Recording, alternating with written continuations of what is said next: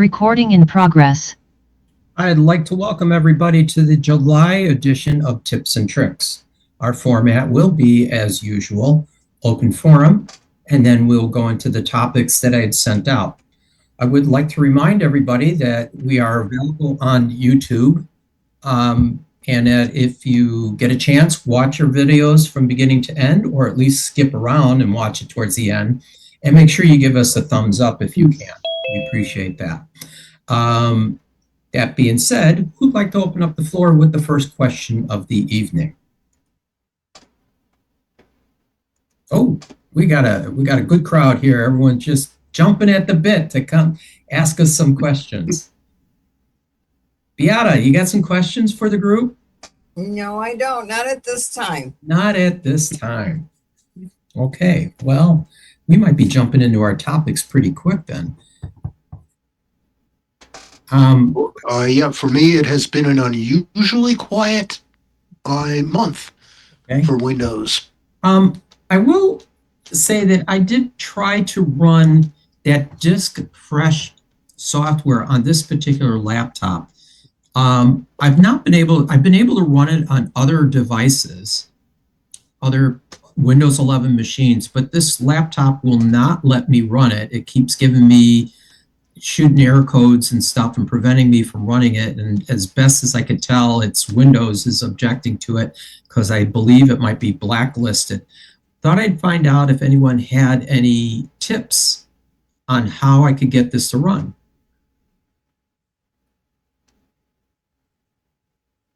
That depends on what pop-ups you're getting. Okay. And what the codes are. Okay, well, how about I think I have a Disk Fresh app and I have it installed. And I'm going to try to share this screen. Hopefully this will work. And you are seeing the Disk Fresh right here? Or are you seeing something different? Disk Fresh is indeed running. So what's the problem? All right, so if I go and click on Disk Fresh and select, I'm going to choose read only and select refresh selected, just this. Are you sure you want to continue? Okay. Unable to start error code 4551. Have you researched that number? Yes, and I'll do that while we are all right here to tell you what it came up with. Sorry if you're seeing a bunch of other stuff on my screen. So let's see, let's go error. What was it, 4551? Disk fresh error 4551. So you're not alone. Well, AI was able to find it. It's caused by Windows Smart App Control or Windows Defender. So SAC could be doing it. Do you have Smart App Control activated? That is something you have to take action to do. Okay, so let's and you're asking me a question. I don't know the answer. So I'm going to First of all, does anybody know what Smart App Control is and what it does? It's a security feature to make certain that the applications are not blacklisted and cause you a problem. So it does maintain a blacklist. It does maintain a blacklist. So I have Smart App Control turned off. Right. Okay. So that eliminates that possibility. Okay, so that eliminates that. So it's not that. So then it could be or your Windows Defender application control policy. Well, let's see how that comes up. Anyone, let's see, how do I get there? Windows Defender. Advanced security. What you're really going to want to, well, okay, you should take a look in here That's the Windows Defender Defender firewall and connection and security rules and monitoring. Okay. There might be, if you expand monitoring, there might be something. This is about connections You would and have to look for firewalls. red ones. You had mostly green there. Those Okay. are okay. If you see a red one, it might be a problem. Also, there's you got a couple there that are questionable. Yeah, those two are not related. No, those are Bamboo Studio. Right, that has to do with 3D printer. Exactly. Oh, look, Skype is still listed in there, even though I don't have Skype on my You'll still machine. have to go through those because one of them might be part of the Defender application, and it is currently not allowing communications to come into your computer. Unless you have an enhanced firewall, you do not have any protection for things going out of your computer to the internet on a server. Okay, are you bringing up a different subject? No, this is part of this. This has to do with this disk fresh? Yes. If it is trying to phone home, it sure does. Yeah. Ah, okay. See, I have outbound rules and regulations that would block that if it's trying to call home on the internet. And I have to give it a blessing to say, go ahead and allow it. Okay, well, disk fresh is not showing up here in this list. Then it's probably not the firewall causing the problem. So you have to continue to find other possible causes. Okay. This is one of the problems of Windows errors. But I'm curious if you'll let us know, why are you trying to run fax and scan? Oh, because I'm actually scanning some pictures on the scanner behind me.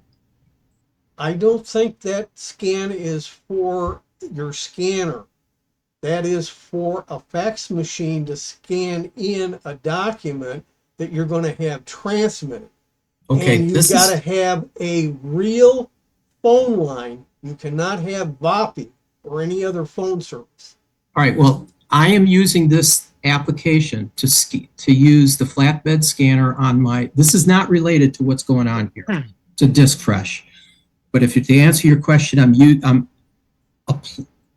accessing the flatbed scanner, telling it to scan photos and save those photos to my desktop. That's what I'm doing there with this application. It's able to do it. Well, it may have been able to do it in the past.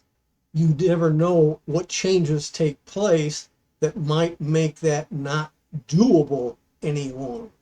It's doing it today, this moment. Okay.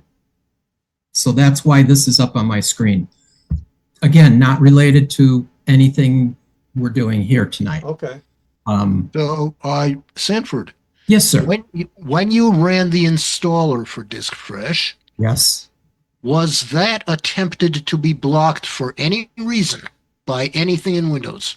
Not Any no. pop-ups that said, "Are you No. sure you want to run this?" Or this was downloaded from the internet? I did not get any error messages. Okay, so there was nothing that said, "Warning, Correct. go forward or go back."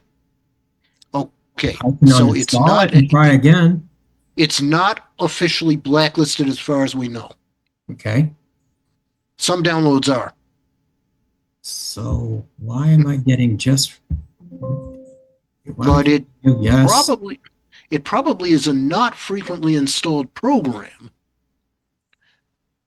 Unable to load Puran refresh driver. Okay, it's a driver issue. And hence cannot continue. You have to look So- at device drivers, and it'll tell you, I either got a yellow triangle, it's not running correctly, and a stop code for that, or it'll be red dot, that means it's DOA right off the bat. All right, where am I going to find this list of drivers? Oh, right-click your Start button, and then look for in the list there of device driver. It's probably in the first third, top third of the list. I got device Okay. manager. Device manager. That's it. Go ahead. Open that up. Sanford, Jim and I gave me a lead on what's going on here. Okay. It is, DiskFresh is a relatively older program. Right. It is using a driver, just a moment. It is using a storage compatibility driver, which has a conflict with 25H2. Odds are you're not going to get around it unless they got a new driver update. And if the list shows you that where the error is at, you can right click on that and ask it to update the driver. And it'll give you the ability to search the web or search locally. Usually we use search the web. Okay, well, okay, you see on the screen here, No, unable to we don't load. see. Oh, you're not seeing. You're not Oh, you're sure. right. Sorry. I got to reshare this screen. All right. Here's something else that happens. DiskFresh often conflicts with Windows 11's aggressive disk caching, or BitLocker, which is, I'm going to put that in parentheses. Because the utility forces raw sector access, it can trigger access denied and I/O errors. The quickest fix is to run check disk and clean the system or update and remove the conflicting driver in Device Manager. So you might have two drivers that are conflicting. The other Okay. factor is if determine whether you've got BitLocker running or not. If it is running, turn it off. You can turn it back on later and test out whether you're able to get that working or not. Now, Where's device drivers? I'm looking in device manager. But I don't see- here's the easy way to get to. List off all your drivers, but if you're in a user account right now, not the administrator, you can only see. You cannot change anything. Yeah. Sorry about talking over Tim, but what it says is there's a well-known method. If you open Device Manager, expand the disk drives under Device Manager, locate the drive where this is happening, and just uninstall the device, restart the computer, and have it automatically detected. In other words, you're uninstalling and reinstalling its driver. The driver for my... For the disk. For the hard drive, the SSD. Yeah. Okay. And you're saying... In other words, Windows may have picked up the wrong driver for it. Okay. I could try that, but I will have to do that when I am offline. Right. True. You And not in the meeting. can uninstall, but then normally you will reboot the computer. And as long as you don't put a check mark in that little check box, it'll still be there and it'll try reloading again. But if you put in the check mark, it's gone and you have to get a driver put in some other way. So don't, once in a while I have to put in the check mark to delete a driver that's driving me up a wall. But usually it's not as critical as your storage or your display adapter. Okay. Thinking. Yeah, there's a lot of different drivers involved in these NVMe M2 drives, whether they're internal or external. One of the paths that I was thinking of going along, which I could not get to happen, is I thought, well, what if I just boot in safe mode, the old safe mode, and run it with minimal stuff loaded in Windows? Well, you can't do that. No. They don't It's- let you do this stuff anymore. Its drivers would not be active. Right. In safe mode, only the absolute necessary drivers to run the safe mode are allowed to start up. Everything else is dead. Okay. Same with services. But I couldn't get to safe mode. There's only like Well, there are- command prompt There or are ways of getting into safe mode. The bad part, it's a pain in the butt. And I'm not okay. joking. So the old Windows safe mode is gone. No. No, there are Hmm. alternative ways of getting into safe mode. It's just a pain in the butt. That Okay. it's not as simple as it used to be. You used to be able to hit F8 on a restart, and you would get up a boot screen that allowed you to get into plain safe mode with networking, or safe mode with a command screen only. You can't get that anymore. They Right. disabled that long ago. Oh, Well, you nice. can get there, but it's a multi-reboot process. Right. Gotcha. Normally, what you do is you bring up settings, go into systems, go down in recovery.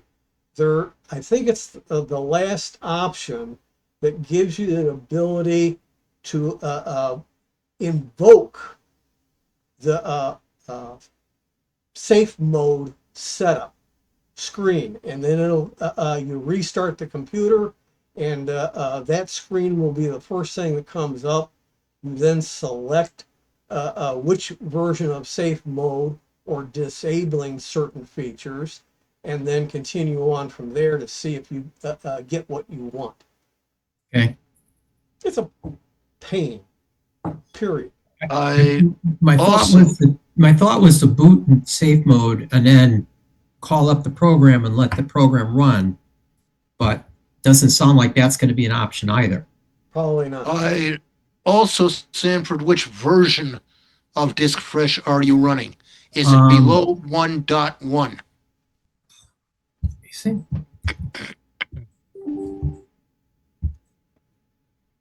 Bear with me. Help about. And does it tell you the The version? version. It does not tell you the version. I'm looking to see if they tell you about the basic.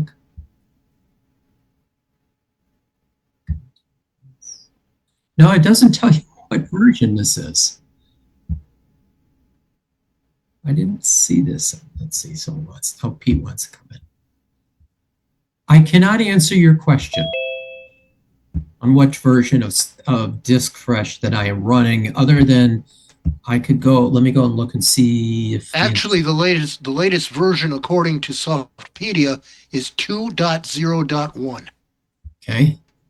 And one thing you may be able to do is go to the desktop icon for it.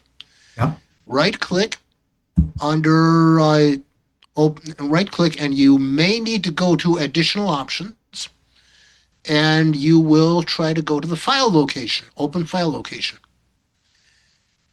And when you Okay. go to the file location, you're to the actual executable. That you may be able to right click or hover and see the version. Let's see. Properties. That won't necessarily tell you the version of the software, but it'll tell you which version of the executable you've got.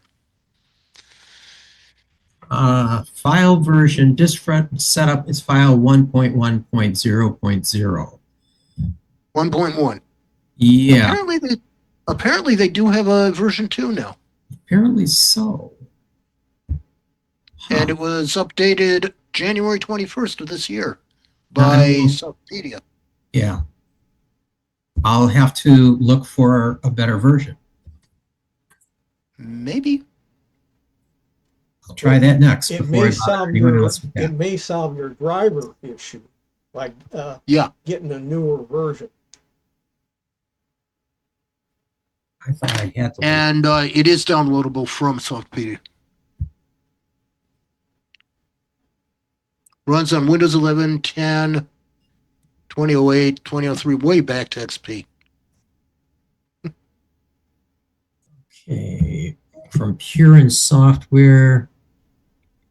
Let's download. Now, actually, this is only the file recovery module. It isn't the whole suite.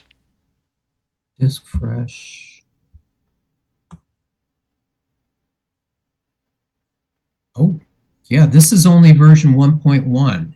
Yeah. That'll only be some of the utilities that are hosted at Softpedia. Apparently, the whole suite has been broken up into pieces. Okay. So there must be another place to get it. Pure Software is the one who makes it. How can there be a different version than what's they posted? Just a moment. I'll have to, I don't want to tie up our time on this, but I'll have to keep looking into a newer version of Disk Fresh. All right. The Core I.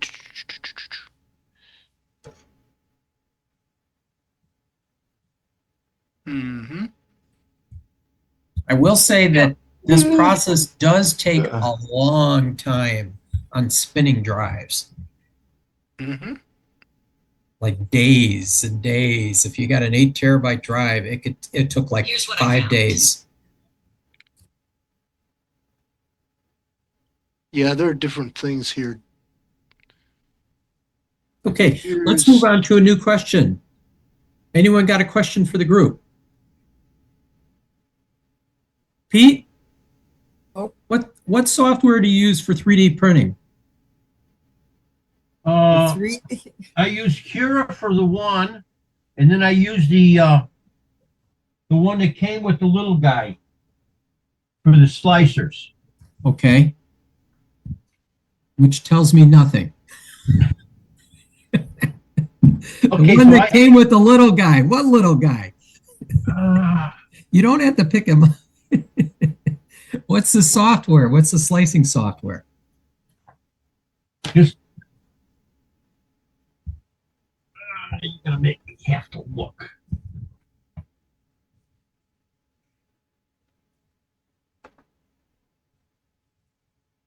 I think it's WeBuilder. WeBuilder. And does that work? Is that the printer you're using? That's the slicer and the printer. Okay. So it was a $150,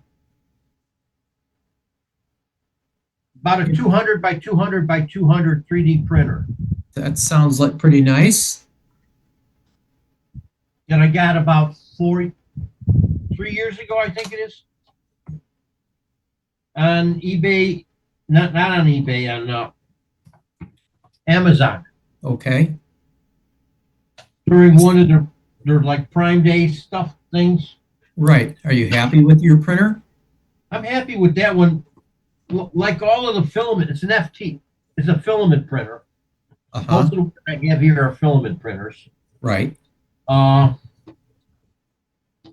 You got to play around with the temperatures with the filaments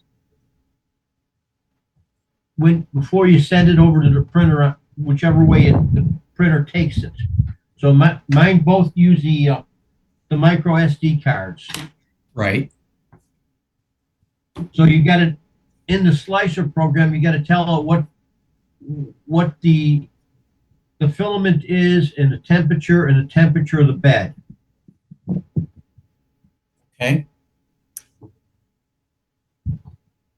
So those are 3 basic parameters you have to tell it. I use both Fusion and Tinkercad as the design software for myself. Okay. Now you can get a free Fusion license as a hobbyist. Have you ever used Orca Slicer? No, I haven't. Okay, that was the one my son recommends. It says it works really well, works with most printers, yada, yada, yada. So you've got tech support there with Orca. Okay. Ah, because of your son. okay. So if you've got tech support, you go with what you have tech support for because you'll get going faster that way. Okay. That's a point. He's my tech support, which he's already been working on with me today. I so to apprise the group, I picked up at a garage sale a Anycubic um, 3D printer, and I've been playing with it. Today I was the first day I actually tried to get something off of it, and it was terrible. It came out all spongy and loose and fibrous. So when I talked to my tech support, my son, he told me to play with the temperature settings as Pete has suggested. He was telling me to go on the downward side, lower the temperature. Well, that did not do it. So okay, so what's your filament? Is it's PLA? PLA.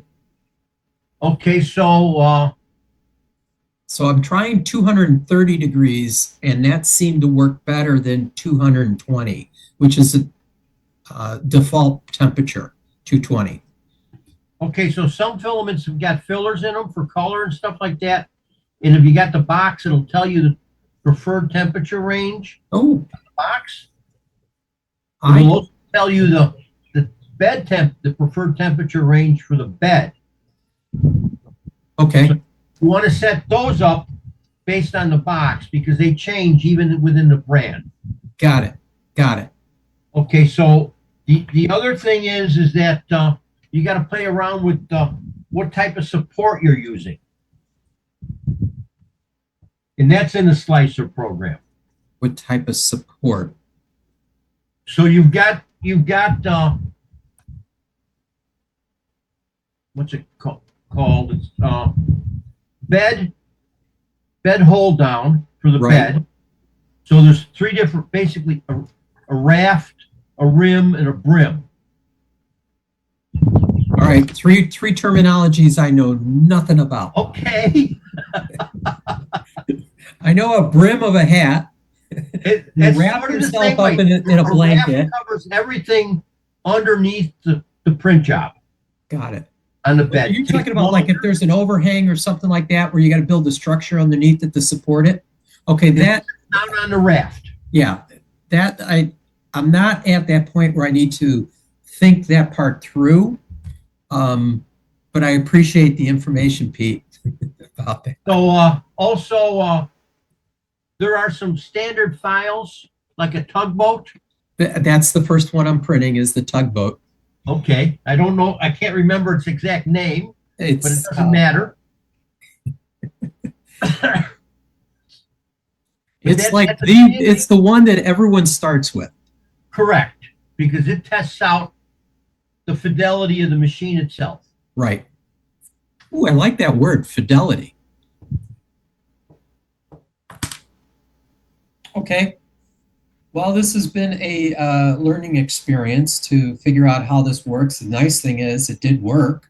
I changed out the material that came with the printer. Turned out, I believe that the PLA stock that came with it was old and dry from a garage sale and brittle.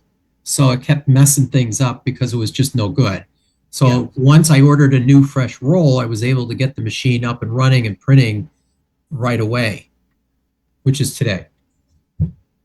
So that's where you are right now. That's where I am right now. I'm running tests to see how to make it work. Can I make it work? Here, okay, has Sounds like it's time for you to have a garage sale.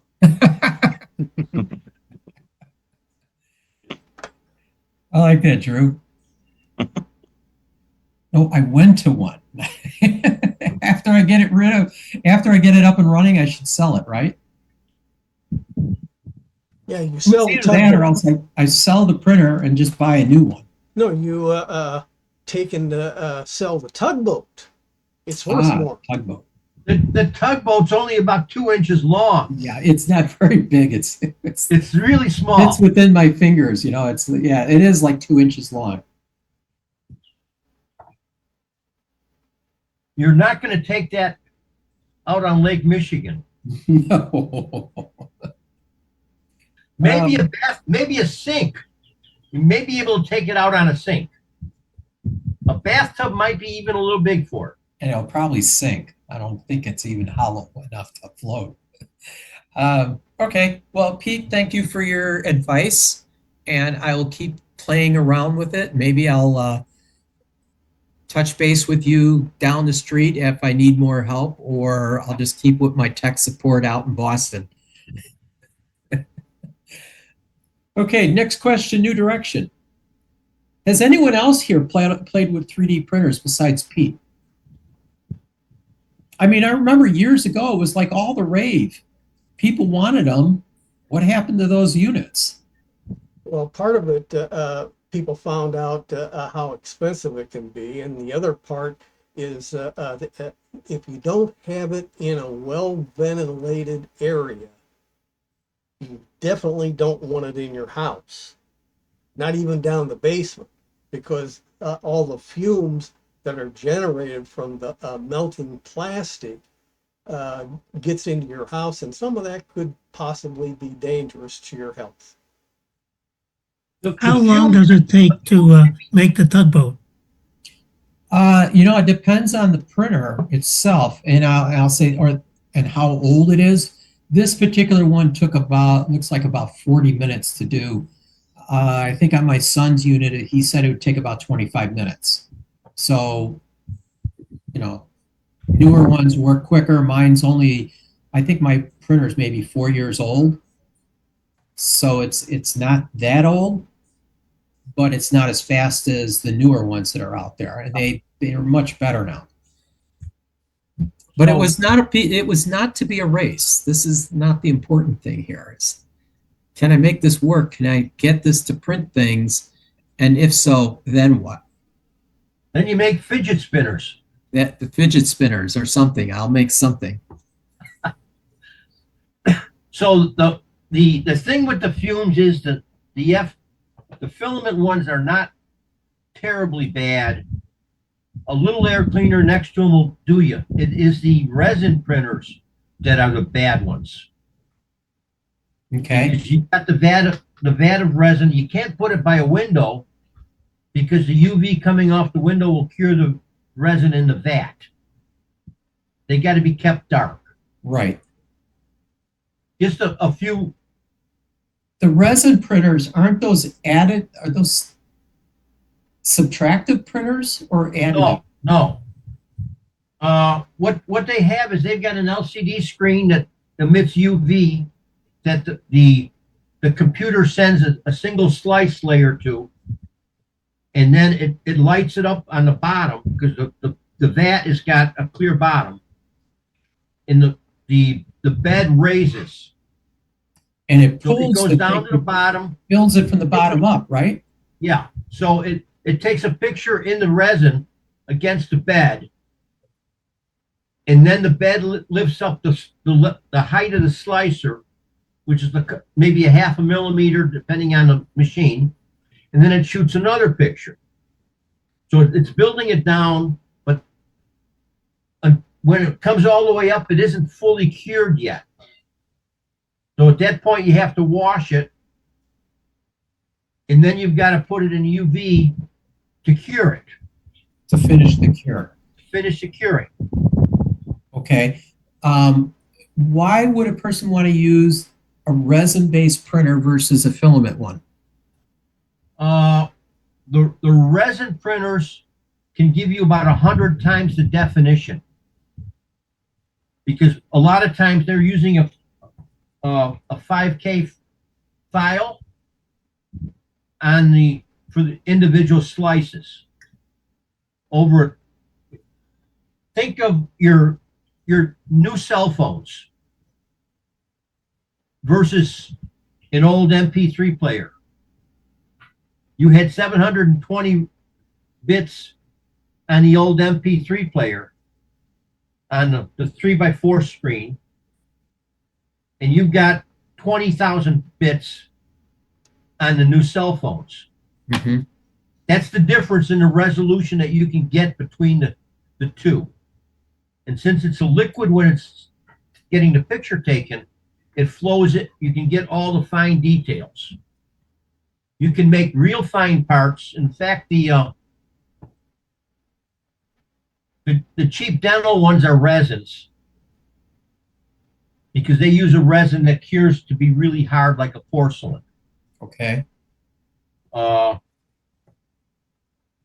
of the jewelers use FT filament to do lost wax type designs because the PLA and the nylons and that come off of a filament printer can be burned off in the kiln before they pour in the silver or the gold. Right.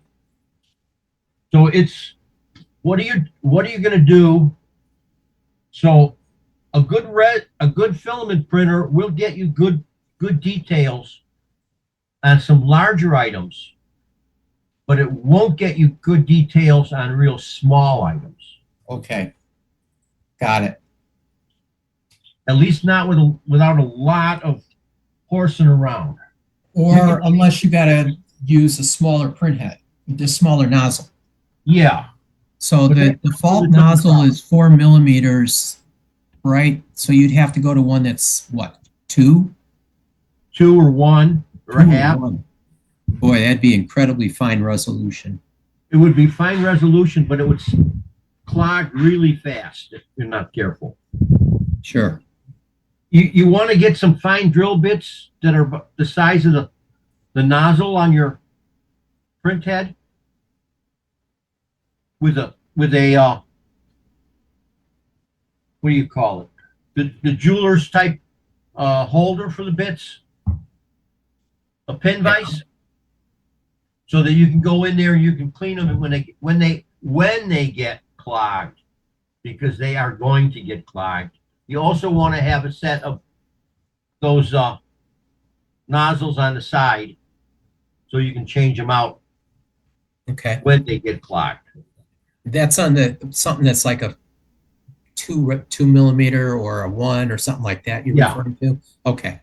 Yeah. And you also want to make sure that when you're done for the day, you unload the filament and get it out of the nozzle. Ah, okay.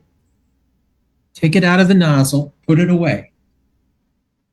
Or leave it there if you've got a temperature controlled room. You know, if it's in an air conditioned room and you got an air filter in there, you can leave the spool on the printer, but make sure you pull it out of the print head between sessions.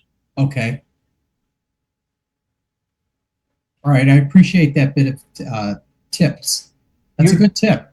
You're getting some expensive help here. Only the best. That's why we come here. Okay. So I bored presume lot there's of quite this group because there's no interest in 3D printers. Yeah, I presume there's quite a price difference between the resin and the filament printers. Actually, I got my first resin one for about the same price as the small, $200 to $300 Oh, that's not bad. for a small bed. The print cost is maybe twice per unit volume as the filaments, but you don't use a lot of it because there's no real waste for support and all that, the other stuff. Mm-hmm. Thank you, Pete. Comes in 1 liter bottles of the resin. Oh, that resin, does it stay in a liquid state or is it in a melt? It has to be melted first. No, it's a liquid. It's a liquid. Okay. So think of an epoxy resin that you would pour if you're doing a boat or something like that. Right. Only it's UV cured rather than chemically cured. And a lot of them are dyed with colors. Sure.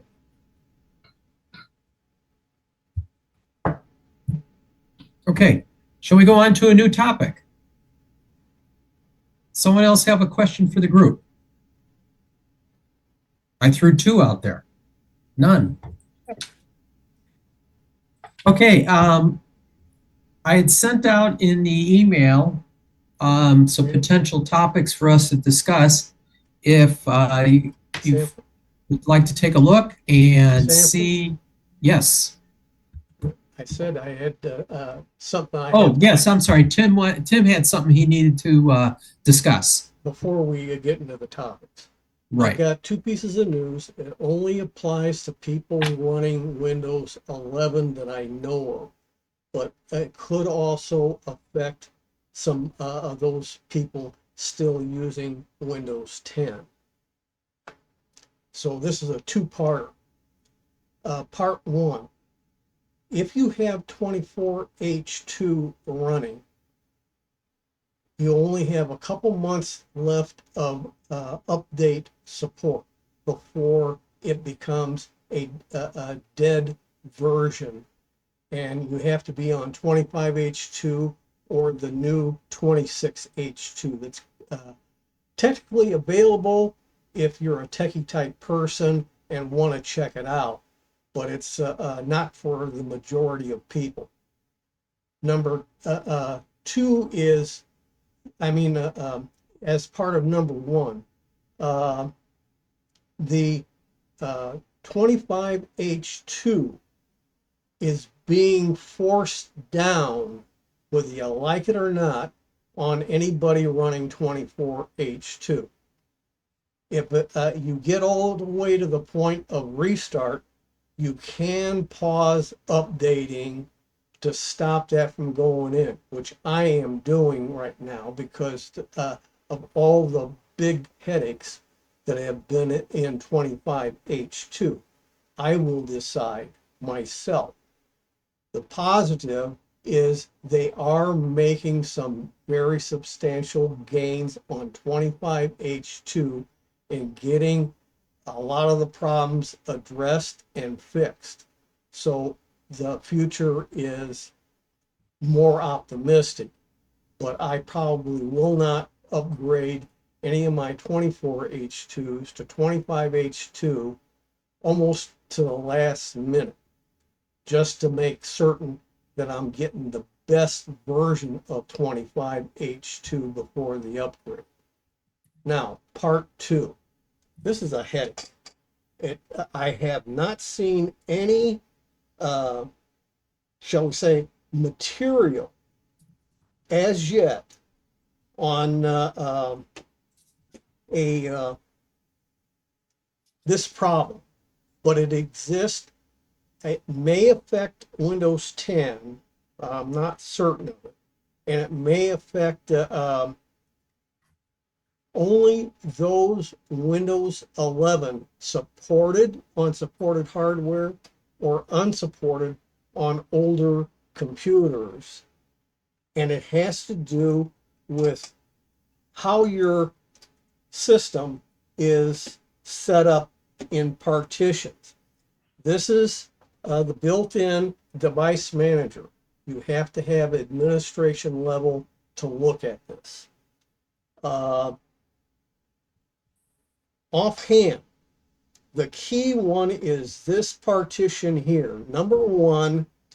And if you look up here, it's this one here at 500 megabytes right now. That is the new standard. If you upgraded to 11 from 7, 8, or 10, odds are you have a small partition anywhere between 100 megabytes and 200 megabytes.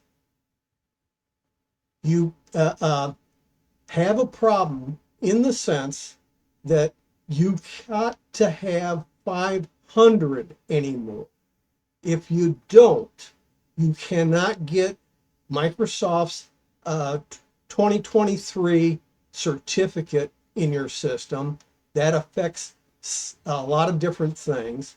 Number two, you may not get all your updates to even go in. They keep failing and keep failing, and any troubleshooting you try and do ends up nowhere because the error message is too generic and they don't specify that the UEFI partition must be 500 megabytes in size.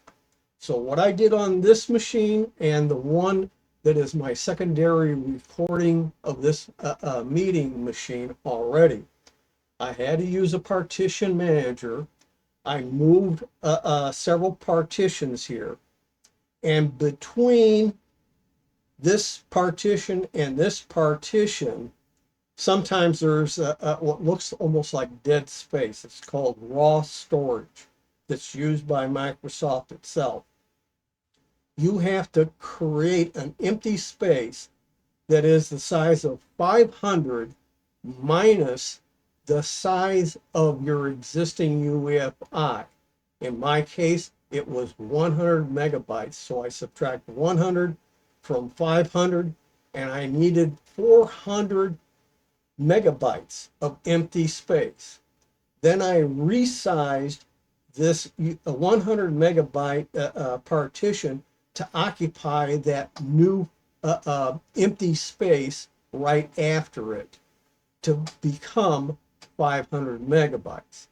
The next part requires having a bootable version of your current Windows ISO image to be able to go into repair mode, use an archaic tool that's been in Windows probably since Windows 3.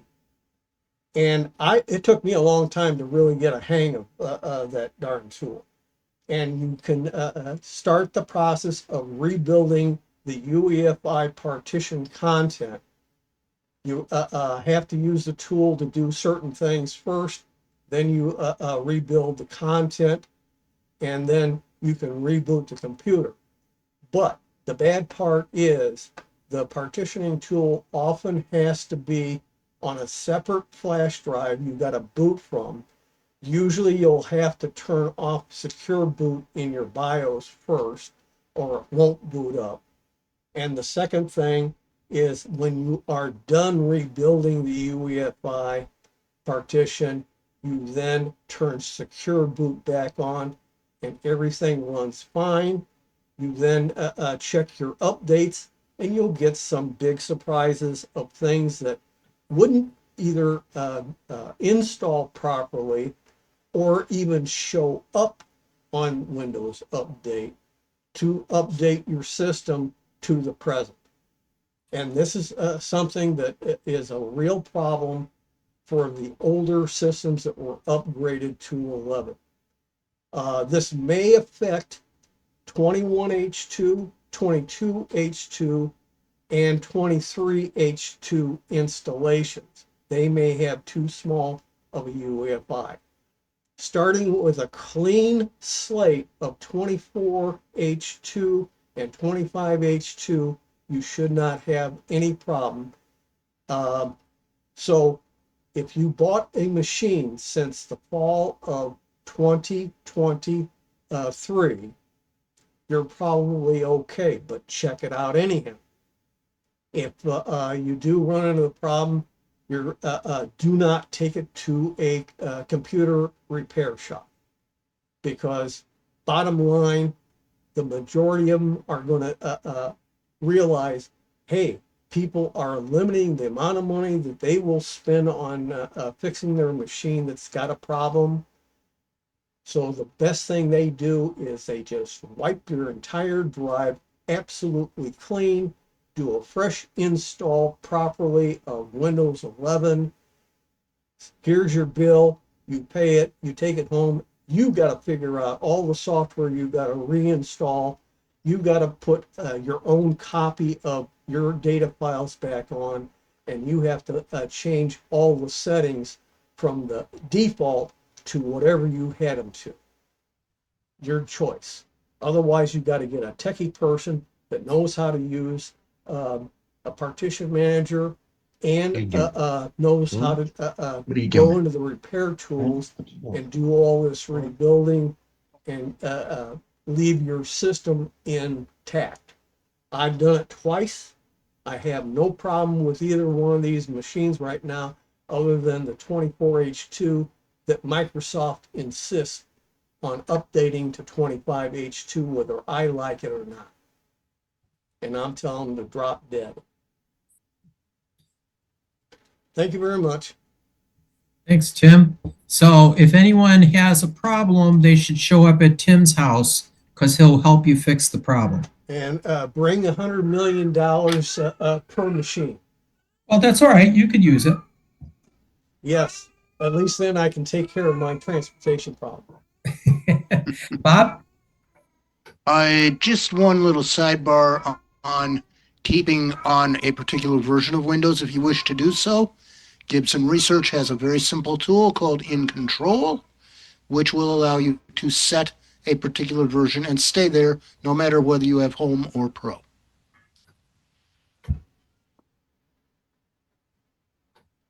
So you can stay at a particular one? Yes, it's just a simple little box where you type in which exact version you're on, 24H2, 25H2, or I think you can type in whichever version of Windows 10 you're on. And it's called In Control. In and then a capital C for control by Gibson Research. That's been around for a while, has it not? Yes, it's been around ever since the messing around of forced upgrades to Windows 11. I think it might have been 21 something. Yeah, probably.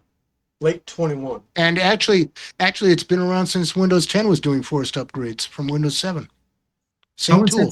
How is that spelled? In Control? The word in and capital C control all run together as one word. Gibson Research.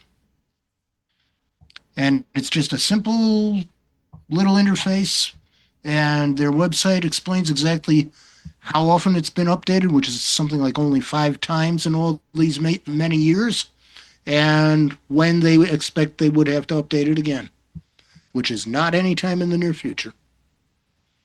We don't know about Windows 12.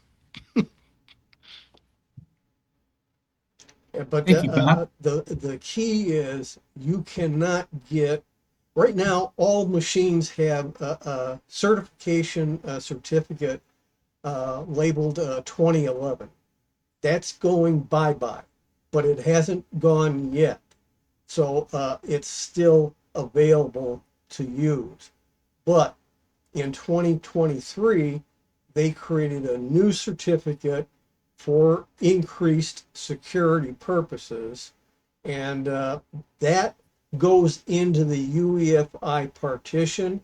There are some firmware updates that apply to the UEFI partition, but what has to be done mechanically cannot be done by Microsoft itself, at least not easily, because they would have to take a complete verified image of your system. They would then have to blow it away. They would then have to repartition everything and then take that back up and do a partition at a time restore to get the whole thing to work right. And Microsoft ain't going to do that. No one should be thinking that they can stay on a particular version of Windows forever. Correct. Things will go obsolete. Right. The average life of a Windows 10 or 11 is 18 months per version. So 24H2 is coming to an end on its support about the time 26H2 becomes available. And I hope they do a hell of a lot better with 26H2 than they did with 24 and 25H2. So I took a look at my drive setup, and my that particular drive is 250 megs. It ain't gonna work. It ain't gonna work. Yet it shows it's 100% free. Don't matter. It's a case where what they've got to put into these days with 24 and 25H2, and part of this is that 23 certificate has to go into the UEFI right now. How And big is that file? I don't know the exact size because they don't show you what the size is. But So how do we it know has what's in never that, on that I- drive? even 200 megabytes is too small. Okay. Period. And the new standard, if you took a system, took out the drive right now, you put in a blank drive, and you say, I want to install Windows 11 24H2 or 25H2 in a clean install, just Windows itself, it will create a partition of 500 megabytes for the UEFI. That's the way the monkey works. And if you don't like it, you ain't got much choice because it's going to block you from getting a lot of your updates and you become insecure, just like those still running Windows 10, not on the ESU program.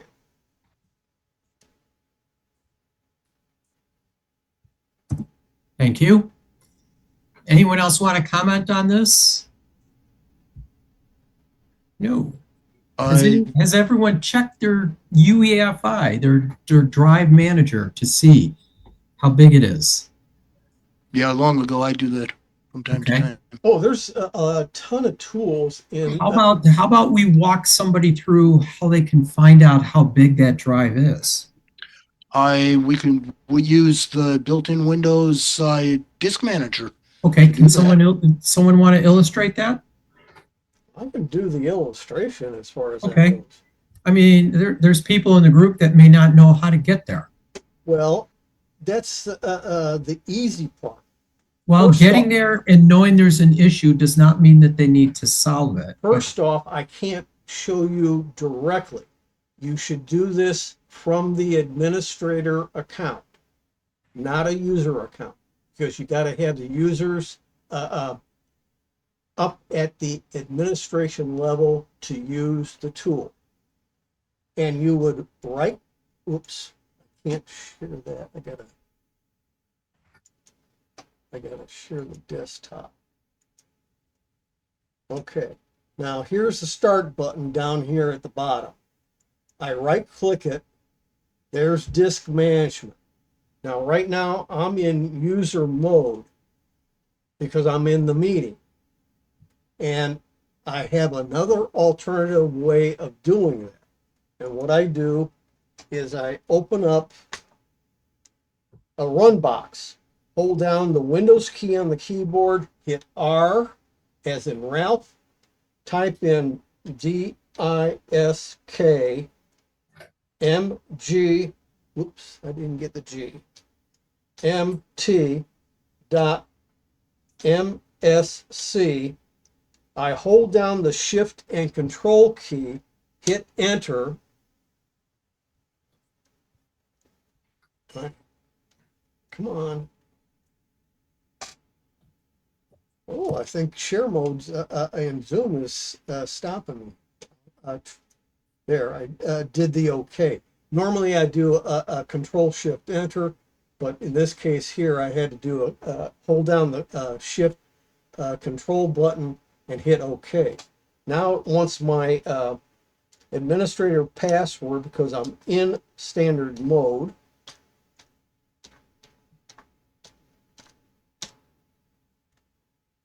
And there it is.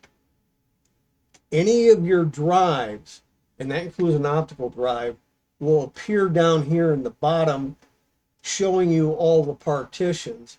And this is a line by line partitioning description of the type of partition it is. A simple basic is normal, but you could have some other types, whether it's healthy or not.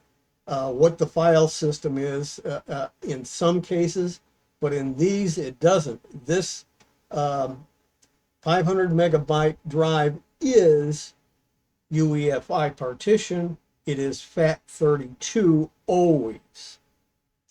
All the other partitions are NTFS.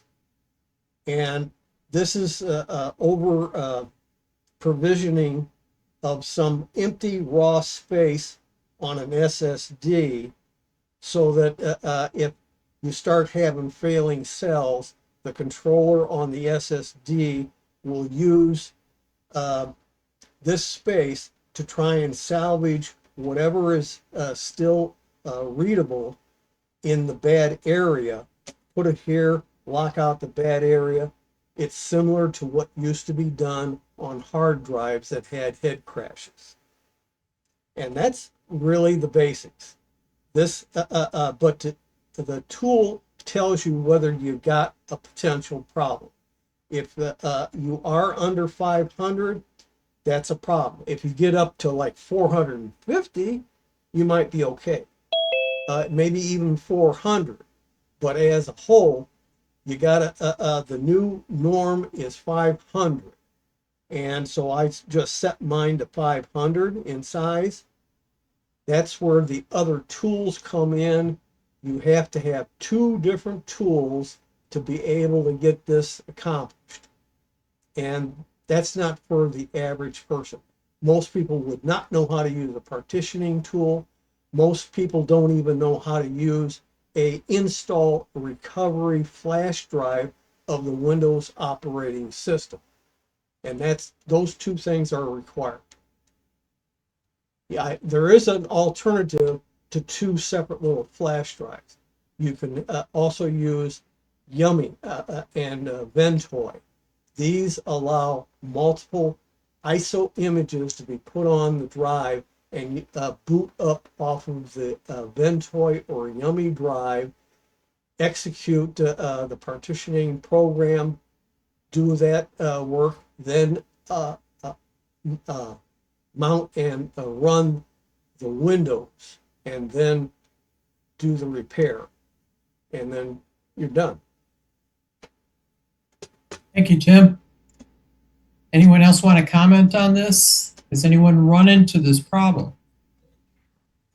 You may not even know you got the problem yet because it only showed up with June's updates.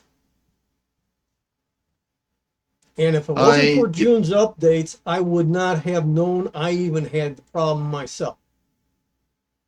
There have been previous updates that have addressed the recovery partition, but this is a different partition. That's correct. This is your EFI boot partition, and if you mess it up, you will not be able to boot Windows. That's why you have to do a full image backup, verify that the backup is good and usable if you need it.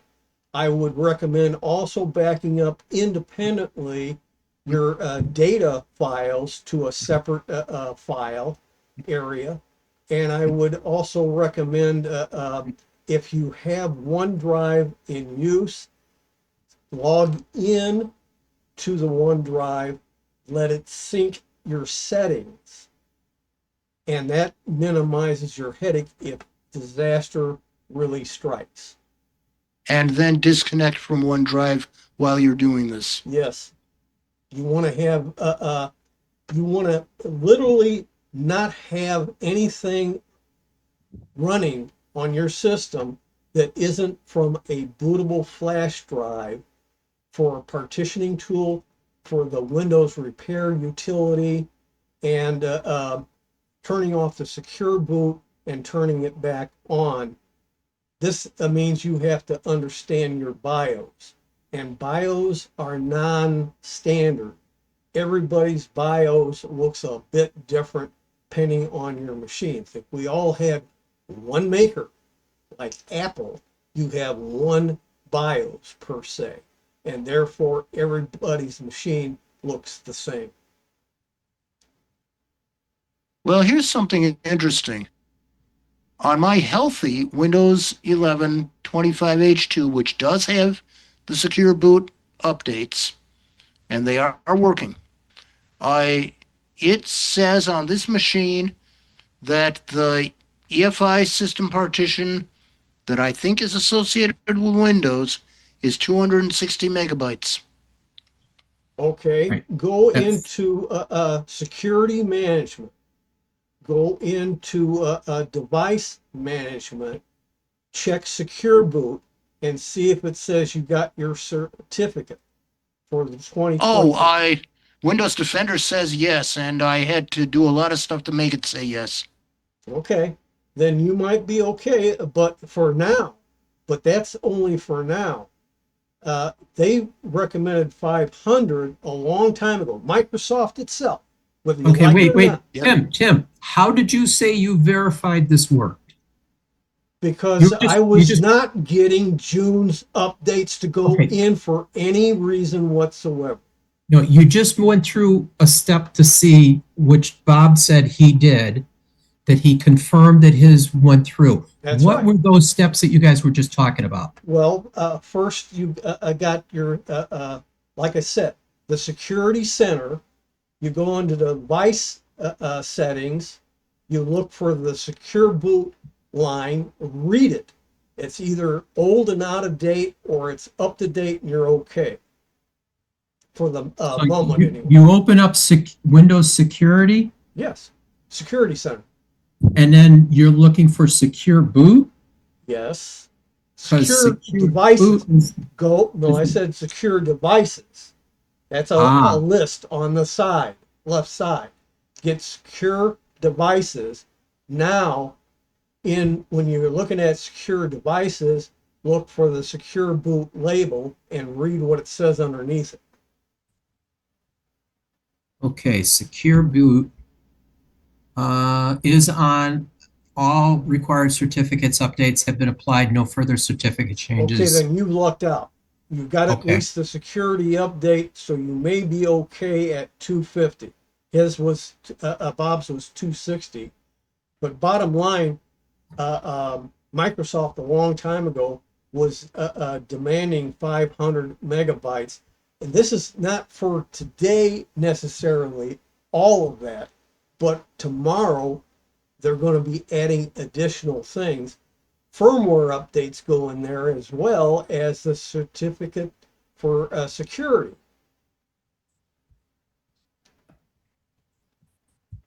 So you might be okay for the moment, but depending on how much space is left in that partition, tomorrow you may run into a problem. All right, and I am currently running 25H2. That's fine. I've got a 25H2 and I got a 24H2. Both of them had way too small, and I had to rebuild them. Okay. So in my case, it's not an issue. But other people, it may be. So this should be something everyone should double check on their system. I would check both. If I go share a screen again with the desktop, come on, share. Yep. Go down to System. the start button, go to 260. settings. This is an alternate way of getting to the center. Privacy and security. Here's Windows security. Open that up. I go down to device security. And here's secure boot.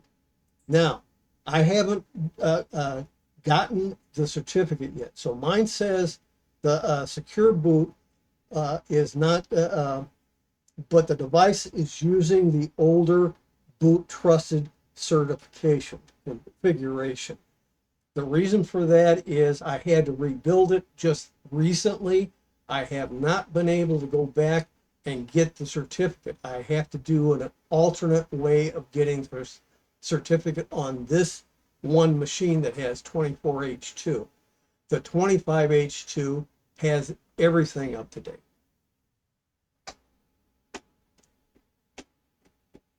Thank you, Tim.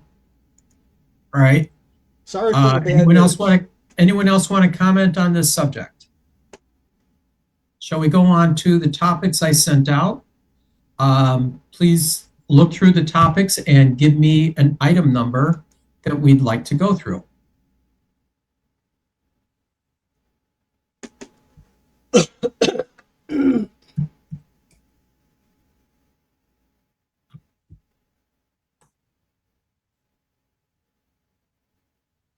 Well, if nobody's saying anything, how about number 7? Number 7. I'm just new on Amazon because I would let everybody else order for me, and I just joined, and I have no clue what I'm doing. So, Whoa, you're just jumping on the Amazon bandwagon? how about that? How about that? Well, look at all the money you saved. Lots and lots. Okay, so let's see what this article has to say about things that you need to know about shopping on Amazon. And I'm sure many people in this group can share positive information as well as some things to watch out for in shopping on Amazon. Your shipping is delayed. If you could call them and try to get a refund, or it's just a way to scam Amazon, I guess, or see if you can get free money compensation. I've not run into this. Has anyone else ran into trying to get money from Amazon for poor delivery? No. I tried it with Walmart. Walmart said, yeah, we'll give you the money. Then I came back to place an order, and that money they said they gave me is gone. Yeah. So Walmart likes to give it to you and take it away. And no one ever can find it again either. Use price checking tools. So this is one I know that you can easily do, and I'll illustrate this one for you, Beata. Let me just pull up my browser, which is right here. And, oh, of course I can't see. Here we go.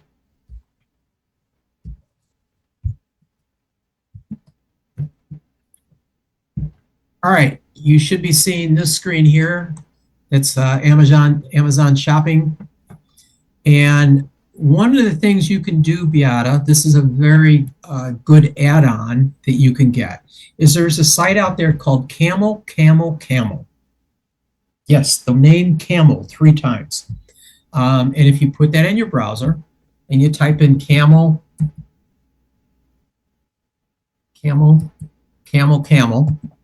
it'll take you to this site right here. What this is this is a price tracker for Amazon stuff. It's a specific website called Camel. So if you go on Amazon, we'll pull up, where was I? Here's Amazon. So we're going to look at this antenna. Yeah, that's a bad example.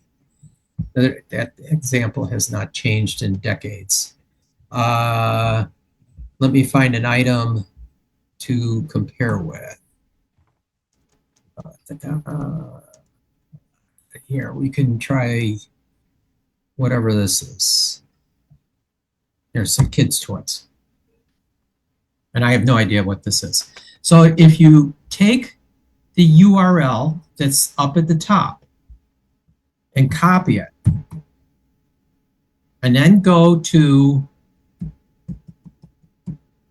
Camel, and you put in the Find Amazon Product tab, you paste that in there, and it will tell you the historic price of this item.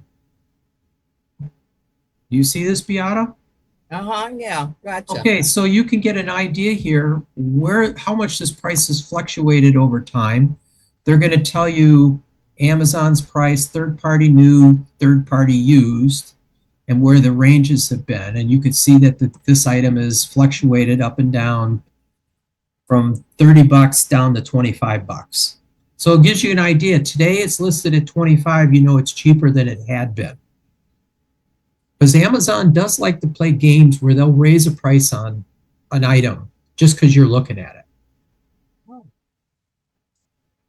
Okay. Especially if you've been looking at it for a while, they might come back and either A, give you a teaser and lower the price, or B, raise the price because you didn't buy it quick enough. You can also, instead of using this site called Camel,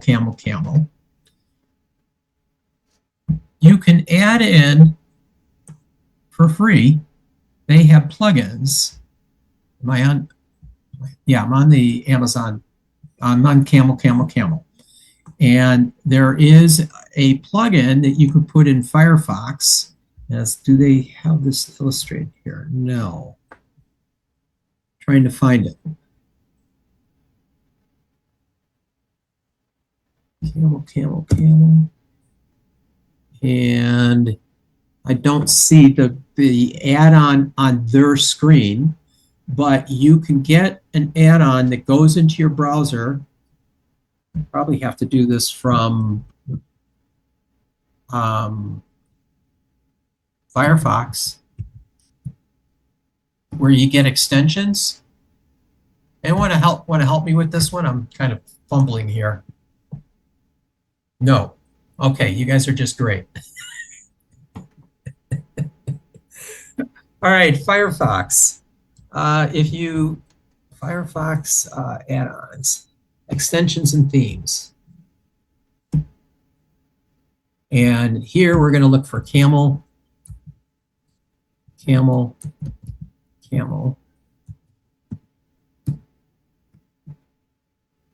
And if you look on my screen here, there's a thing called Camelizer. This would be an add-on that you could add to your Firefox browser. I don't believe this is available for Internet Explorer. You mean Edge? For Edge, I'm sorry. I don't know if it's available for Edge. But I do know it works on Firefox. It may work in Chrome. I don't know that for a fact, though. You'll have to see. Well, if But it if works you- in Chrome, it'll work in Edge too. Okay. All right. So the nice thing about it here, I'm on this particular page, Beata, and up in my browser, you'll see a little icon of a camel. Oh yeah. Okay, that's what the add-on did. It added this little icon right at the top. And if I click on that, it's going to pull up the same dialog box that we saw when we went to their website. So you don't have to go to their website. It's just handily and right there. And this will give you the price history of a particular item. Oh, okay. This is probably one of the most valuable tools that you could get for shopping on Amazon. Oh, good to know. Okay, and that's the Camelizer. You could try to write that down, Camelizer. Elizer. Camelizer. What else does this article have to say? Let's see. 10 hacks get the most accurate product reviews. I don't know if that's possible.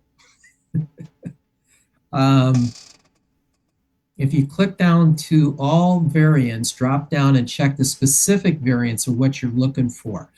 That is because on the reviews, right over here in this, underneath this item description is the reviews.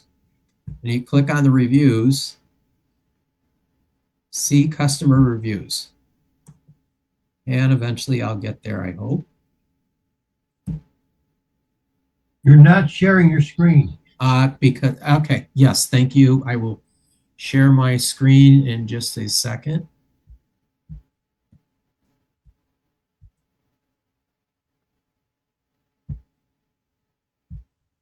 Okay, so I clicked on customer reviews and here's the reviews. I think what it was saying is you want to try to identify reviews that are for this specific product. Does it tell me how to do this? Yeah. No. It tells you in the article, it says you should find the reviews. Okay, I gotta go back to this.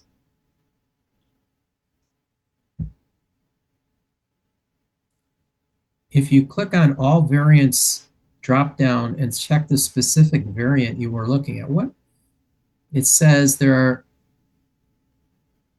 bear with me, I'm trying to decipher what this is telling us here. All variants drop down and check the specific variant you're looking at. I'm not sure I understand that. Oh, I see. Okay, let me try this Product again. variant. I did not see that. Sometimes So- reviews get lumped together that aren't even the same product. Right. And that they do. So if you look at here at the top, and this is something I didn't know you could do. You could sort the reviews by top reviews, all reviews, 5-star only. I like to choose, I always start at the bottom myself, Yeah, I do too. but somebody else will tell you differently. And then all variants versus construction racetrack. So that would be only this particular product. And I'm showing you the reviews. When you're looking at reviews on Amazon, you have to take it with a pound of salt. At least I think. I don't anyone else want to comment on that. I've seen people give 1-star reviews when they got the wrong product. 1-star reviews that were obviously not the same product or variant. Right. And I've seen them, a lot of them, people didn't understand how to use the product or they had unrealistic expectations up front. Yeah. I usually look And- at And Bob, you hit on every one of the points. Every one of them is exactly correct. and you'll see. I use 1-star, 2-star, and 3-star reviews more than I even look at the 4 and 5. Right. 4 and 5-star reviews are often compensated not by cash but by free merchandise. Yeah, could very well be often. And then the point here in this total conversation about reviews is read them, but don't take them as gospel. Often there's reviews here about different products that are lumped in here, incorrect products, as well as people pay for favorable reviews.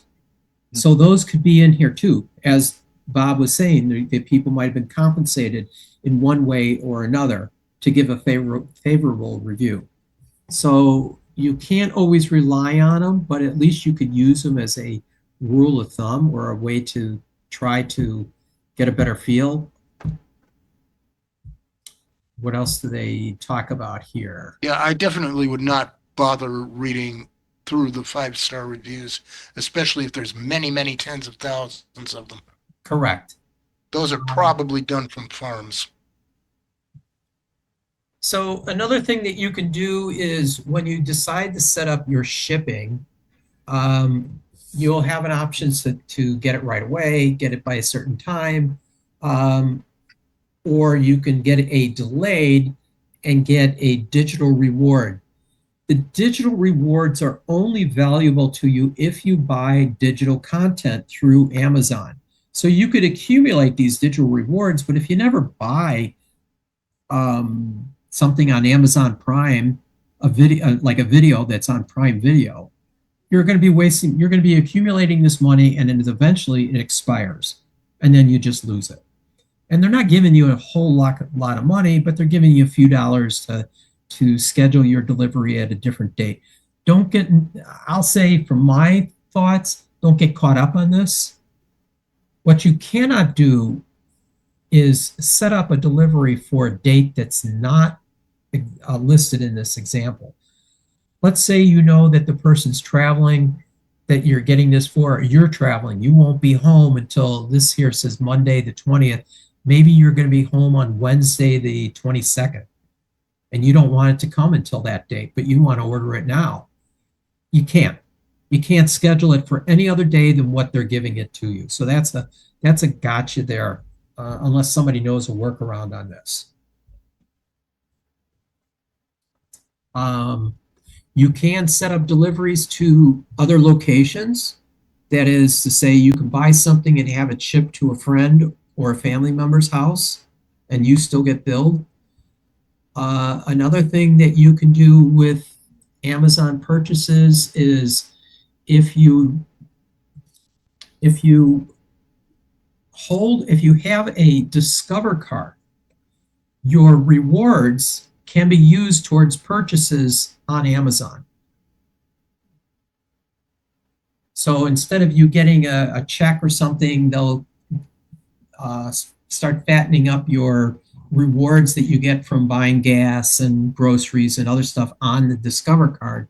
And that money you can get applied to your Amazon account. So you'll get some free things if you want to think about them being free. You're getting it from your Discover card rewards.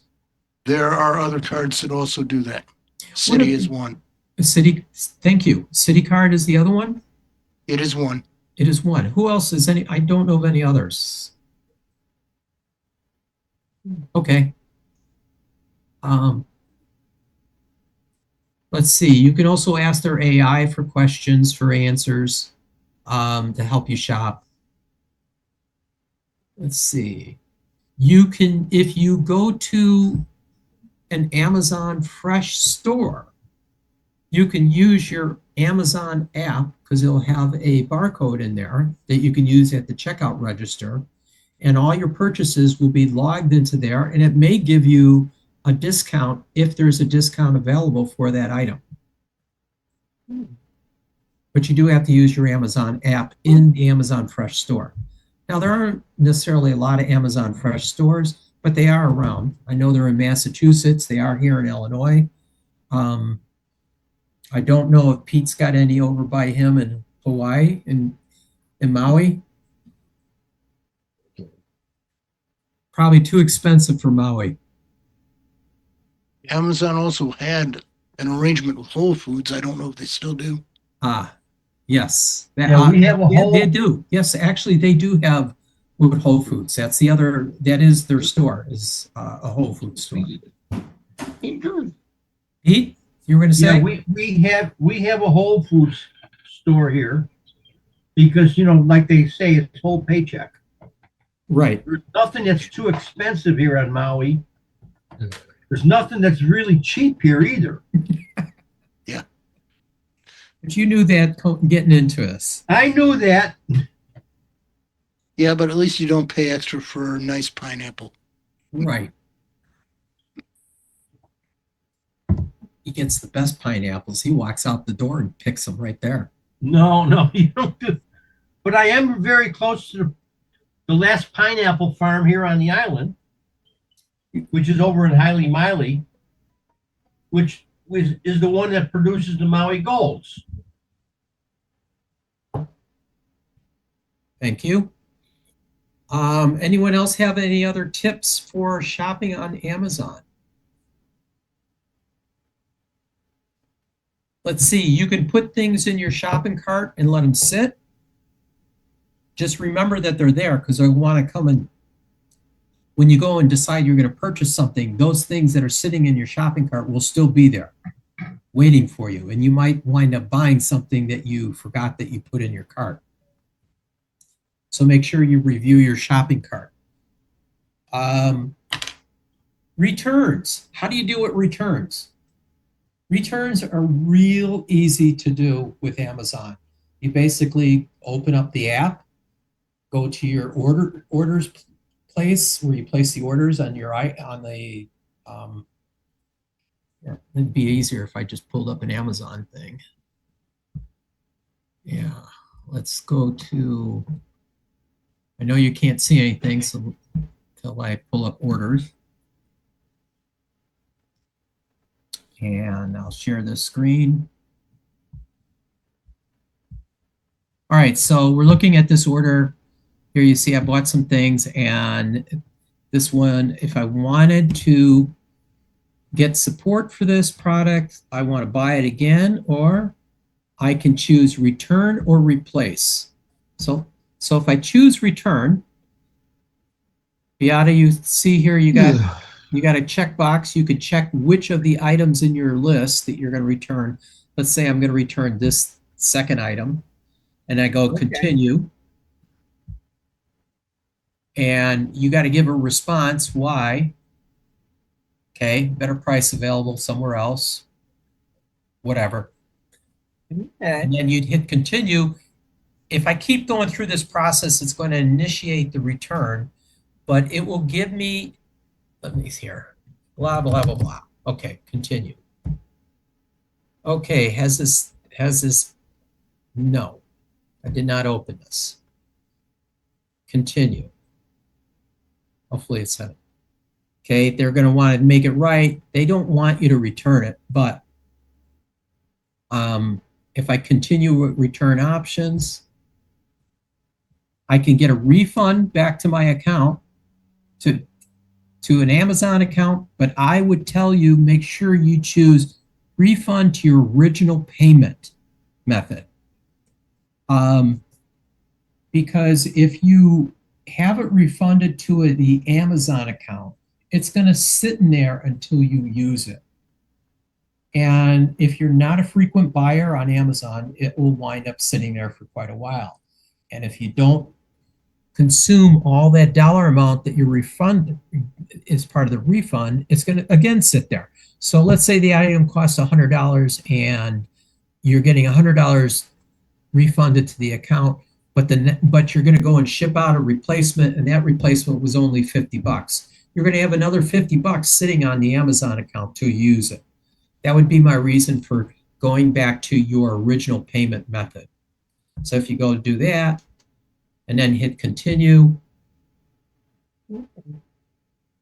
at this point, I'm not going to confirm my return, but it will give you an option. Some things need to go back to UPS stores. Other things can be dropped off at a Kohl's or an Amazon Fresh store. Depends on what's in your area. So they try to give you barriers, but yet it is relatively easy to do. Make sure that you included everything in the package that it came with.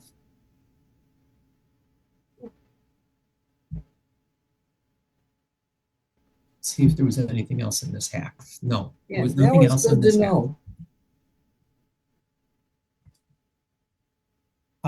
So Beata, I don't know what you have near you. If you have a Kohl's store near you, Kohl's. No, not too far away. Okay, because Kohl's is often one of the better places to go and return Amazon stuff. It just depends on the product. Some products you got to take to UPS, and other products you take to a Kohl's store to return them. And you just, when you're going through the return process, it's going to give you a 2D barcode. You could print that out or just leave it on your phone, go up to the store, give them the product. You don't have to rebox it. You don't have to tape it closed. You don't have to do anything to it other than bring it to them. They will take it from there. They'll put it in its own box or container or bag. You show them the barcode. They'll scan it with their gun or their phone, and you're done. And you walk away. And your refund will show up after it's been returned to the facility. It's a pretty easy scenario. Anyone want to comment on shopping or returns with Amazon? No. Good call, Beata. Yeah, that was good. I mean, to kind of be with it. Yeah, it's pretty simple. I will say, just like any shopping, make sure you look around and see if you could find a better price somewhere else. But most likely, you'll find Amazon will have a competitive price for you. Oh, okay. I'm not saying they're the best. I just said competitive. So buyer beware, because they do sometimes charge more than you can get it at another store. So, the other thing is, Amazon does not necessarily own the products they're selling. They are often reselling products for somebody else. That is John Doe Enterprises, who sells door frames. He's going to list his door frames on there on an Amazon. But when you go to buy this door frame, you're actually going to get it from John Doe Enterprises. You're not getting it from Amazon. Amazon is just the front page. The actual delivery is happening from another company.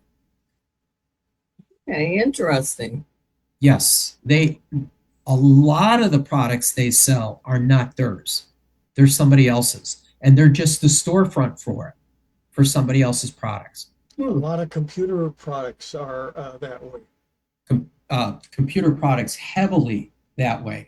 You'll also see products listed that they'll say that they'll take you to that brand name store, quote unquote store.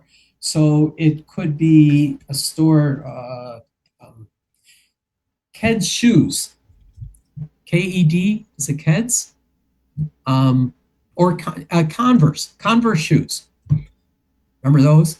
There might be a Converse store that when you click on Amazon, it's going to redirect you to a Converse shoe store. And that's where you're going to buy that product. But it's going to be shipped by Amazon. It's all by Amazon, but it's actually Converse is the store where you're getting it from. Okay. So there's many legitimate sellers that operate that way.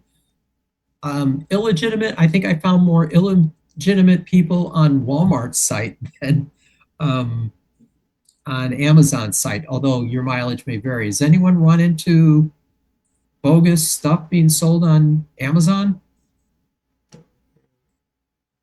No. And Pete buys a lot on Amazon, and he would know.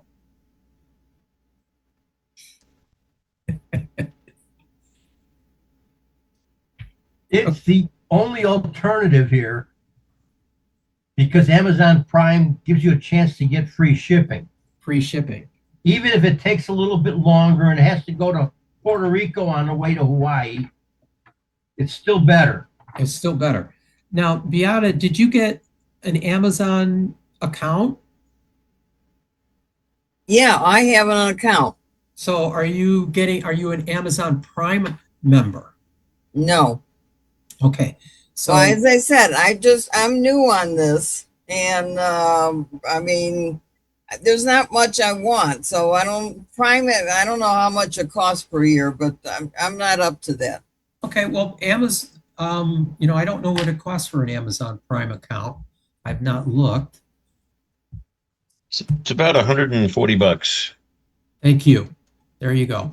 $140. Yeah, but that's a subscription annual amount, whereas your Prime account, Amazon account you just made, there's no other charges, so that can stay open in perpetuity. There is a minimum order level that you have to meet to get free shipping. Otherwise, there's a shipping surcharge. Right. That might be like $35 might be the minimum order amount, might be, I believe that's the number. It could be 25, but I think it's 35, meaning that you have to put together an order that's going to be a base rate of $35 with an asterisk on there because some things don't qualify towards that $35. So, but there is on the Amazon search window, there's a button up on top that you can check for Prime. And then it gets rid of all the stuff that's not Prime eligible. okay. There is stuff that is that way. The other thing I've got to worry about is there are certain things that just will not ship here. But that's you being unique. That's me being in the middle of the Pacific, and Right, if right. it has anything to do with hazmat, Amazon won't touch it to here. Unless it's a battery. A loose battery, they will not ship. Okay, but if it It's came gotta with be a battery, like if you bought a laptop that came with the battery, they'll ship it. Yes. Okay, Yeah, but they won't necessarily ship you a case of batteries. Usually ship batteries always have a requirement of being only half charged. Any full charge cannot go because they're worried about potential fire. Right. That and everything that comes here is mostly going on the Amazon Prime plane. Okay. It's not going via boat with Amazon. It might go via boat with USPS, which is the other alternative for shipping for me with the flat rate boxes. Right. Now, you got to keep in mind he's in Kauai or Maui, so different scenario there than the rest of us. Yeah, right, right.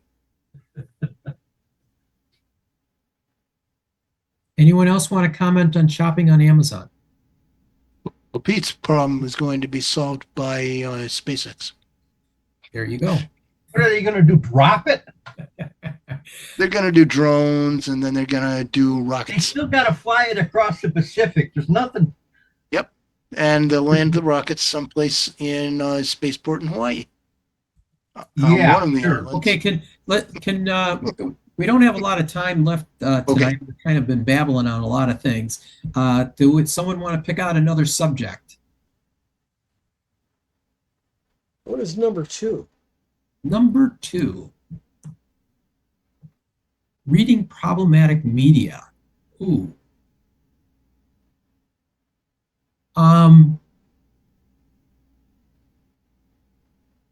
Good question. Is it like data recovery? Yeah, I think I was going down the scenario of CD-ROMs and data, and how about we skip that one? I'm not sure what All the right. heck I was thinking on Grease Whizzle. It was really I good. think these are applications you could use to recall information that are on a floppy drive. But since Tim, you probably the only person in this group that still uses a floppy drive. Maybe No, I Bert. haven't used a floppy Oh, drive Pete in does. Pete decades. still does. I have a floppy drive USB that I Well, can plug in if I ever run into them. But I've do you got use that it? too, but it doesn't do me any good because I haven't used it in decades. Same here. One of those articles, this may not be the one, was talking about CD-ROM data structures Right. and recovery and archiving and backing up Right. CD-ROMs. This particular one, it caught my eye, and let me show you. Let me share that screen here about archiving enthusiasts to CD-ROM archiving. So what they were trying to do is they wanted to create a long-term storage of the data that's the metadata and the actual information that's on a CD-ROM, which I did not know, but a CD-ROM's structure, which yields a CD-ROM, which yields 650 megabytes, is actually 2.3 gigabytes in size. It's all using overhead to structure the layout of the data on the disk, and most of it's, as we could tell, is wasted. You can't even get to it, but they can potentially put that amount of data onto a CD-ROM. Now, who wants to do that? That would be game manufacturers in the early days where they were making games and putting them on CDs, but they needed to put more content on there. They could restructure a drive to hold more content on there. And I think this is where this was going with is there is more data in there. There's more ways of backing it up and extracting the information from it. And ISO only represents part of the disk information that's on there, but you're not getting all the data that's stored in there in the structural format. And this article really delves deep into the structure of a drive, how it's laid out, and is there a way to get the subcode and the subchannel and blah, blah, blah. Really, if you want to get technical, this is a very good article on how to do it. But I don't necessarily see the advantage of trying to do this on a CD. It depends on what's on that CD. Data CDs, you will have to do these things. Yes, right. But if it's an image or a video disc or an audio CD. There will be metadata about the tracks, and there may be album art, stuff like that. But almost everything else is recoverable in standard formats. Right. And then they go on to talk about specialized software, which really does get everything, especially that redumper. Let's see.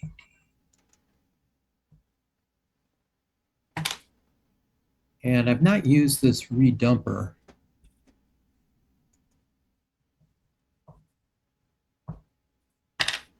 Relatively new command line disk archiving program quickly emerges for archivists instead of interested in using a command line tool.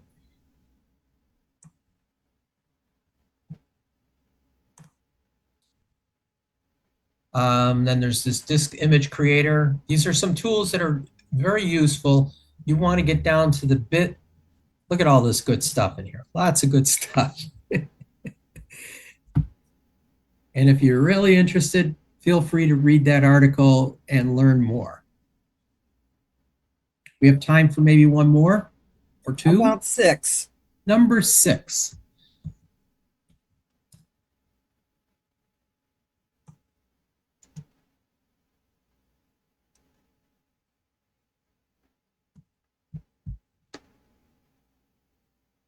Okay, let me pull this one up. Okay, these hacks let you force quit a frozen app on Windows screen, on Windows. You know, we all know about Task Manager. Then one of the things is they say make sure that it's always on top, that you can be able to open it up and be able to access what you need. So to do that, you do Control, Shift, and the Escape key, and that will bring up Task Manager, as you see right here. Oh, Control Shift? Oh, Control, Shift, Escape. oh. Control Skip Escape. Or you can just go to the start bar and type Task Manager.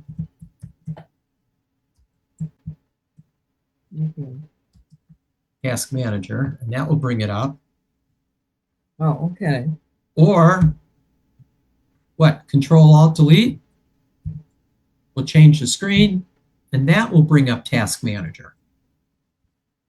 Or you can take a blank area on your taskbar, right click, and select Task Manager. Ah, And new in Windows 11 25H2 recently, if you have the icon for the program showing on the taskbar, and that's not all frozen up, you can right click that and end task from there. Oh, okay. interesting. So Task Manager is to get rid of that app. Correct. Yep. If you have an app that, like here, I'll pull up Task Manager, Control Alt Delete. Like if you get a browser window that just absolutely freezes up and you can't do anything because Yeah, I had one. And Yeah. I don't know how I finally got out of it, but it took a bit. if you can even move your mouse down to the taskbar to the icon, you might be able to end that. With a browser, that's kind of a bad selection of tasks to end, because Chrome actually is a number of different tasks. Yeah, no, So no matter here- what I did, I could not. So you would just choose end the task and see if the task. Oh, right will there. end. Okay. Okay. Okay. That will end the main. That will take the main executable and kill it. Right. So here you see Windows Security, and then I right click and choose End Task, and it'll close out that window. Oh, okay. Hopefully. If it doesn't, worst came to worst scenario, you can always hit the power button on your Yep. computer. You press and hold it, a long press, until everything just shuts off. If you Now press that can leave Windows in a very unstable state when you reboot. Right. absolutely correct. This is the last ditch effort. Yeah. when nothing Okay. else works. If you ever have to do that, I would strongly suggest making yourself familiar with DISM, Restore Health, and SFC Scan Now, Okay. because you will have to run those. Right. Oh. Because you messed up your drive when you did a illegal shutdown, if you will. Yeah. When Windows shuts down, it does a lot of housekeeping. That's why you get that whirligig. Oh, okay. Good to know. All right. Yes. Microsoft coded a hidden keyboard shortcut into Windows to use when you encounter a black screen. Where do we see a black screen?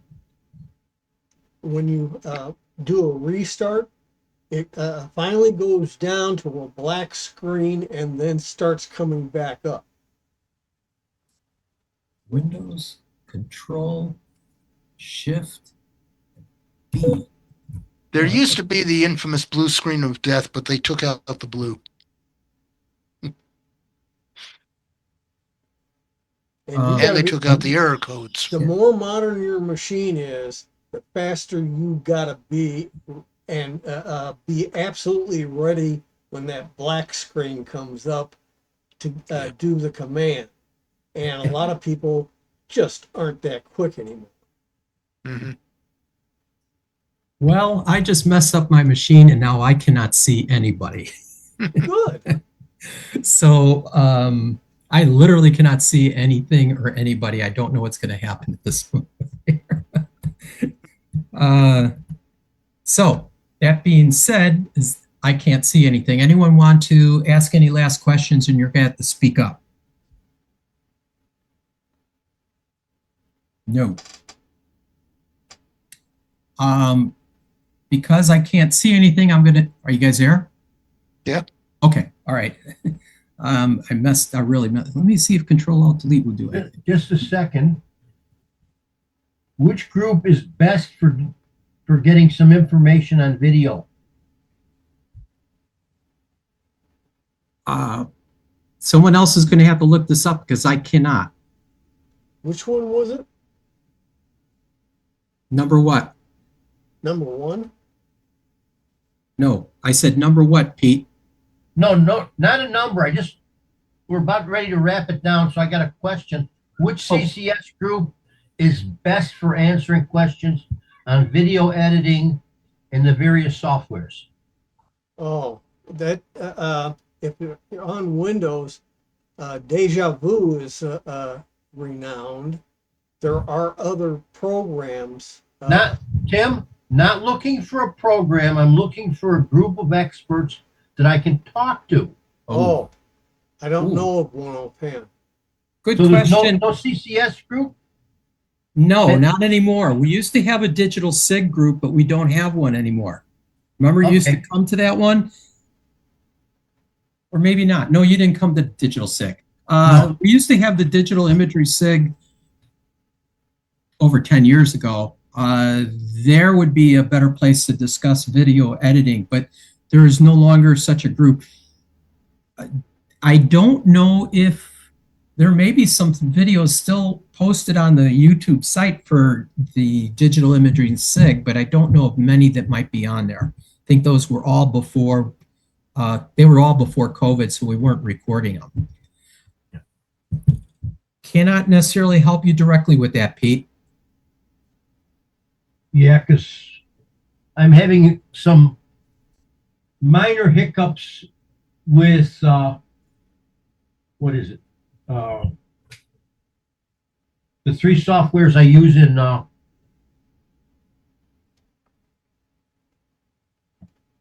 Well, I'm the only one in the group that I know of doing video editing, and I don't like doing it to begin with. But it's usually a case of not being familiar enough with some of the features you might need to use one day, and that's when it really gets you. But I learned over the last year a number of different features I didn't know before with the editor that I'm using that's free. Yeah, I'm just trying to cut down the learning curve by being able to ask somebody because I'm using Caden Live and OBS. Yeah, I use OBS. I'm using it right now on two machines, a primary and a secondary, to do this meeting video. If something goes wrong with the video or something else comes up, I have to piece things together and remove things. And just recently this year, I had to blur some things, and it's stuff that I never knew how to do to begin with, and I had to learn on the fly. Okay. I've used Adobe Premiere and cannot say it's a great product. It's just okay. It does fine for video editing, but if you need a product to do any enhancements, it was not the right choice. I personally was looking for video software that would take old time videos or old stuff and clean it up. And the software that I found that I had available to me does not do that. So what they'll mainly do is they'll time slice a video. They'll let you cut out parts or add in parts. They'll work with the linear progression of a video, but they don't work with making the content any better, other than some basic things that they can do, like hue and adjustments like that. But I've not found one that does like take away all the scratches or the sharpen up the pictures, sharpen up the video images, remove the background, stuff like that. Stuff you can do in photos, I've not found available in the video software. For some of what you brought up in video editing, usually you have to upload to a site. They use AI software to do some of the things you said you can't do right now. Right. And now that's a nice concept, but if you're dealing with files that are big gigs, lots of gigs, 100 gigs or something like that, that's a lot of stuff to send up to the AI and pull back down. And it takes a long time to do it. And they don't want to work on files that big. They only want to work on maybe 8-10 megabytes or maybe a gig. Are they going to want to work on a 100 gig file? Probably not. Yeah, it's the bigger the file is, the more likely you're not going to get good results with right. Even if you use an AI to analyze a video and give you a summary or stuff like that, technically it's not reviewing the video. If it's on YouTube, they have a transcript file when the thing was uploaded, they made themselves, and they only analyze the transcription file for whatever you're looking for. Mm-hmm. Hope that helps you, Pete. A little. Means I got to do a lot of homework myself rather than finding an expert. Finding an expert, your best experts would be on YouTube. Yeah, well, that takes time. It is, and does take time. Unless you found a users group somewhere on the island that could help you. I'm looking. Okay. A thought would be if you could find somebody that does this professionally, maybe they will take you under their wing and show you. I was hoping that was going to be you. Not me. I'm sorry, but I do not profess myself to be anywhere close to being an expert on video editing. Photos I can do pretty darn good with, but not video. I have not really mastered that one at all. So. But Sanford, you get a free trip to Hawaii. Yes. We can do it all online. There's a fiber from here. If Pete, if you're giving me a free trip, I'm your guy. I'll be there. Wait a minute. What do you want me to teach you? Wait a minute, Sanford. You got a partner that's going to demand going with you. Yeah. Just send a little delegation so that CCS can get him now it's up to getting speed. to the point where I could come back home. Yeah, you can make a visit here and hold a little live meeting at Tim's house. Any last questions for the group? And I can't see, so somebody's gonna have to speak up or somebody else take the moderator part. Am I visible? Yes. Yes. Okay. Yes, you are. Interesting. The screen is completely black Hit, on my part. try hitting the escape key. I did. Escape didn't do it. Function. Nope, that's not doing it. Trying to change screens. Nothing is working for Use me. a PC screen only. Yeah, I can't do it. Did you hit Okay. I'm going to end tonight's meeting. And Future meetings and announcements. Yes, Tim. Who's Tim? All right, hang on a minute. All right. Pardon me. All right. This Thursday, the 16th, is Ed Keating's Understanding Technology. You'll probably get the invite on Wednesday, tomorrow afternoon. On the 21st is Windows Office and AI meeting. And on the 28th is the Linux SIG meeting.